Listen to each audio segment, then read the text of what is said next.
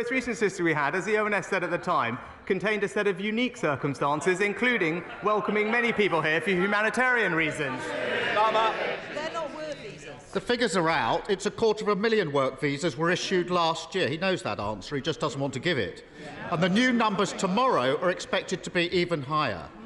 The Prime Minister stood on 3 Tory manifestos. Each one promised to reduce immigration. Each promise broken. They all... Keir Starmer accused of covering up migrant crime data in explosive new row.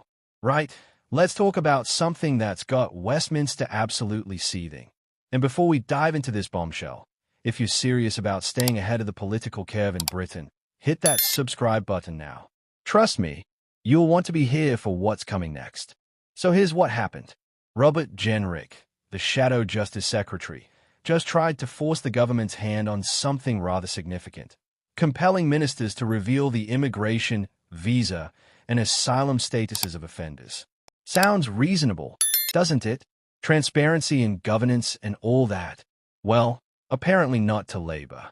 On Tuesday, when this proposal hit the Commons floor, Labour MPs shot it down faster than you can say ministerial accountability. We're talking 298 Labour MPs voting against it, with only 109 politicians backing Jenrick's call for greater transparency.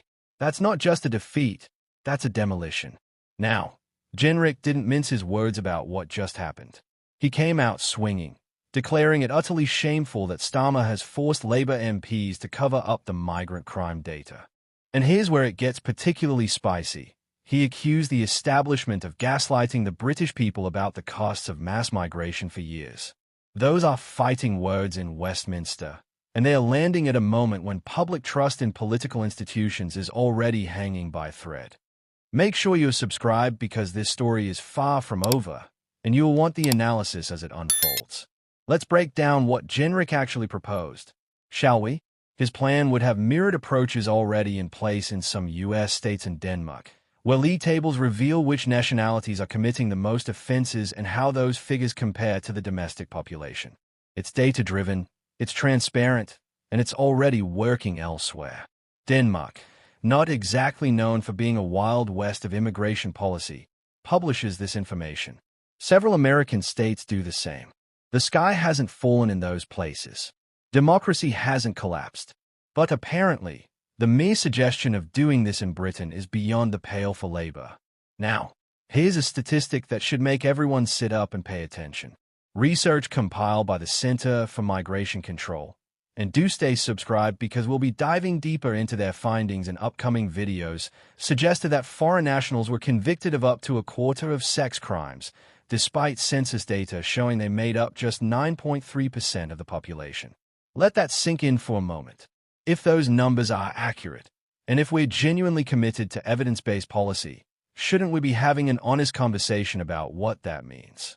Shouldn't the public have access to comprehensive data so they can make informed judgments about immigration policy?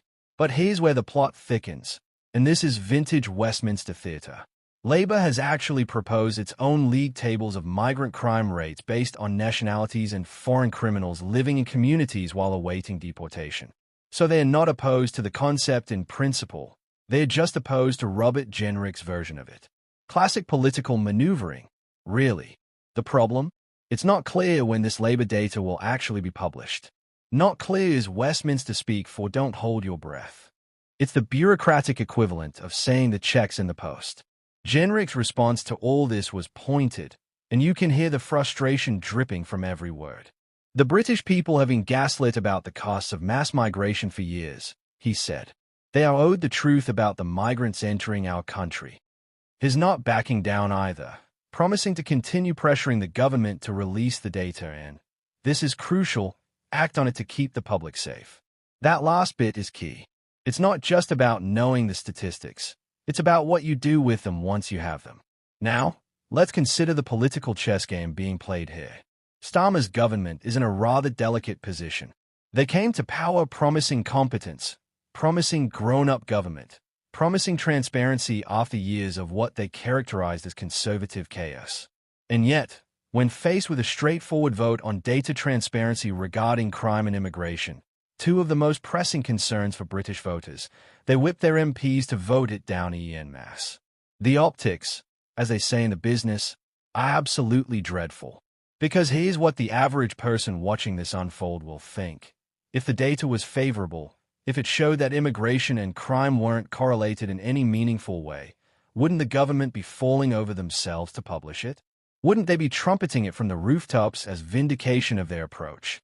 The fact that they're not, the fact that they've actively blocked attempts to make this information public, inevitably leads people to draw certain conclusions. Rightly or wrongly, that's human nature. And this isn't happening in a vacuum, is it? This vote comes amid ongoing tensions over immigration policy, over small boats crossing the channel, over the government's approach to asylum seekers and deportations. The British public has consistently ranked immigration among their top concerns in poll after poll. They want answers. They want transparency. They want to know that their government is being honest with them about the challenges facing the country. Hit that subscribe button if you want unfiltered analysis on these critical issues.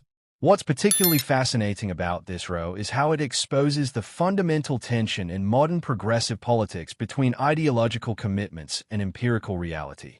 There's a strain of thinking that says even collecting certain types of data is somehow problematic, that breaking down crime statistics by immigration status or nationality is inherently xenophobic or racist. But that position becomes increasingly untenable when other Western democracies are doing exactly that without descending into authoritarianism. Denmark isn't run by far-right extremists. It's a social democracy with robust protections for minorities and asylum seekers. Yet they publish this data. Why can't we? The counter-argument from Labour supporters would likely be that such data could fuel prejudice, that it could be weaponized by those with anti-immigrant agendas, that it risks stigmatizing entire communities based on the actions of a few criminals. And look, that's not an entirely unreasonable concern. We've seen throughout history how statistics can be manipulated and misused. But the solution to potential misuse of data isn't to hide the data altogether. It's to present it properly, with appropriate context and analysis, and to trust the British public to process information like adults.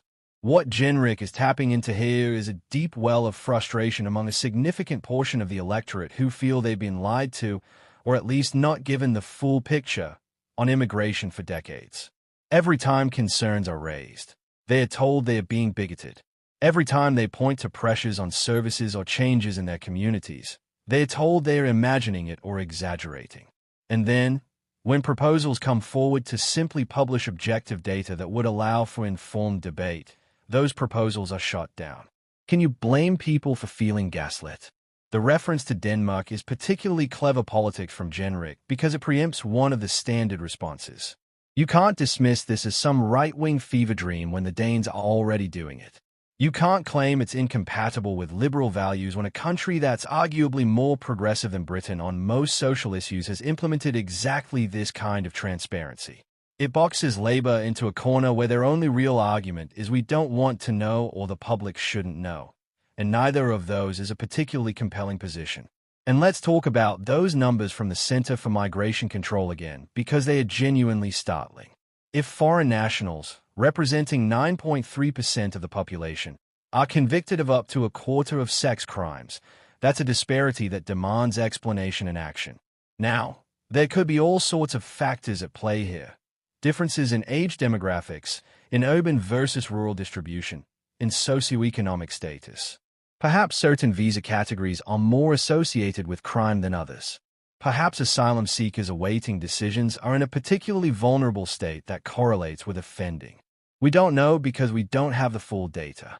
And we don't have the full data because the government just voted not to collect and publish it systematically. This is where the government's position becomes genuinely indefensible. If there are mitigating factors or additional context that would make these statistics less alarming, then publish the data along with that context. If the Centre for Migration Control's research is flawed or misleading, then publish better research that corrects the record. What you can't do, or at least, what you can't do credibly, is simply refuse to engage with the numbers altogether and hope the issue goes away. It won't. If anything, suppressing data just feeds conspiracy theories and allows the most extreme voices to fill the vacuum with their own interpretations. The vote breakdown is also revealing. 109 MPs thought this was worth supporting. That's not an insignificant number. It includes, presumably, most conservative MPs, but potentially others as well. That's over 100 elected representatives who looked at this proposal and thought, yes, the British public deserves to know this information. And they were steamrolled by Labour's majority. This is what having a large majority allows you to do. You can ignore inconvenient questions. You can vote down transparency measures. You can stick your fingers in your ears and carry on regardless. But it doesn't mean you should. Starmer built his leadership pitch around being the sensible adult in the room, the forensic former prosecutor who deals in facts and evidence.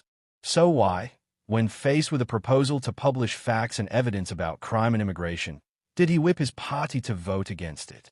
The cynical answer is that the facts and evidence don't support the narrative he wants to tell about immigration. The charitable answer is that he's worried about social cohesion and doesn't want to inflame tensions. But even the charitable interpretation is patronizing. It suggests the government knows best and the public can't be trusted with information. Where does this leave us? Well, Jenrick has made it clear this isn't going away. He's going to keep pushing, keep demanding transparency, keep putting Labour MPs on the spot with votes like this. And every time they vote it down, every time they refuse to publish data, every time they obfuscate and delay, it reinforces the narrative that they are hiding something. It's politically damaging, and it's also fundamentally wrong in a democracy that's supposed to be accountable to its citizens. Don't miss our next video where we'll examine what happens next in this escalating battle. The British people do deserve the truth.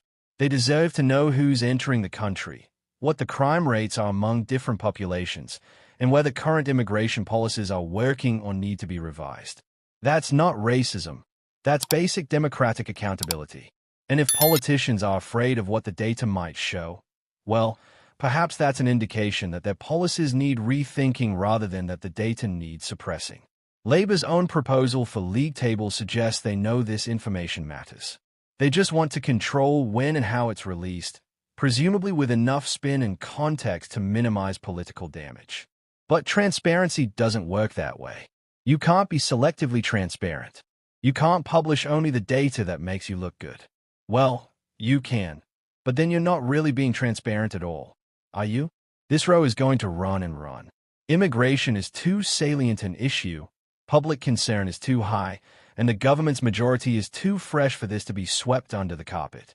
Jenrick has found an issue where Labour is genuinely vulnerable, where their position is difficult to defend, and where they've handed him ammunition by voting down something that sounds entirely reasonable to most people.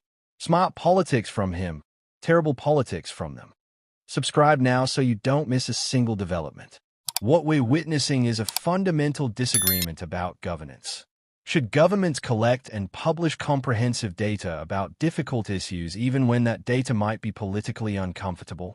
Or should they prioritize what they perceive as social cohesion and harmony, even if that means keeping citizens in the dark? It's transparency versus paternalism, and Labour has chosen paternalism. Whether that choice comes back to haunt them remains to be seen. But if public reaction to this vote is any indication, they've badly misjudged the mood. So there you have it. Keir Starmer stands accused of forcing his MPs to cover up migrant crime data to avoid bigger rows over immigration policies. The vote happened. The data remains hidden. The fury is real and growing. And Robert Jenrick isn't finished. Not by a long shot. This is British politics in 2025. Messy, contentious, and absolutely fascinating. Make sure you're subscribed to British News Blog, because we'll be tracking every twist and turn of this story. Hit that subscribe button now. Share this with anyone who cares about transparency in government. And we'll see you in the next one, where there's always more to uncover in Westminster's corridors of power.